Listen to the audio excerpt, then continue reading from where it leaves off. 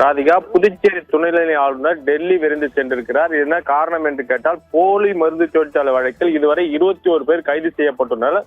21 பேரும் 16 பேர் வழக்கு பதிவு செய்யப்பட்டும் 5 பேர் விசாரணையில் உட்படுத்தப்பட்டு நடைபெற்று வருகிறது. இதுல பாத்தீங்கன்னா முக்கிய அதிகாரிகளும் முக்கிய அரசியல் கட்சிகளோடு இது தொடர்பு இருப்பதாக கூறப்பட்டு வந்த நிலையில் கிட்டத்தட்ட 10,000 கோடிக்கு மேல இதுல ஊழல் நடந்திருப்பதாகவும் கூறப்பட்டு வருகிறது.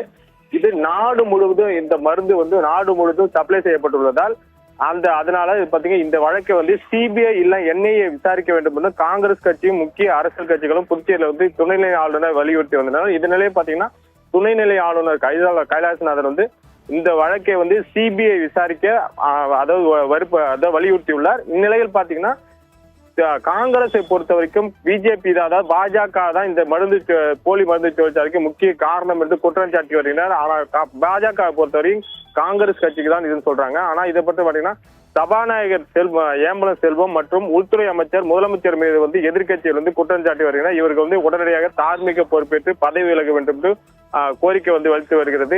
இது சம்பந்தமாக புதுச்சேரியில் பல இடங்களிலிருந்து கண்டன ஆர்ப்பாட்டமும் நடைபெற்று வருகிறது. ஆனால் பாஜகவை பொறுத்தவரை காங்கிரஸ் கட்சி தான் இதற்கு முக்கிய பொறுப்பு. அவங்க இருந்த காலத்தில் தான் இந்த மருந்து கம்பெனிகளுக்கு அனுமதி வழங்கப்படுறது, அதாவது அவங்க குற்றம் சாட்டி வருகிறது. சபாநாயகர் செல்வம் உடனடியாக பதவி விலக வேண்டும் என்று இதுக்கு தொடர்புடைய சபாநாயகர் செல்வம் காங்கிரஸ் கட்சி கடுமையாக விமர்சனம் செய்து வருகிறாங்க. இந்நிலையில் துணைநிலை ஆளுநர் கைலாசநாதன் அவசரமாக டெல்லி புறப்பட்டு சென்றிருக்கிறார்.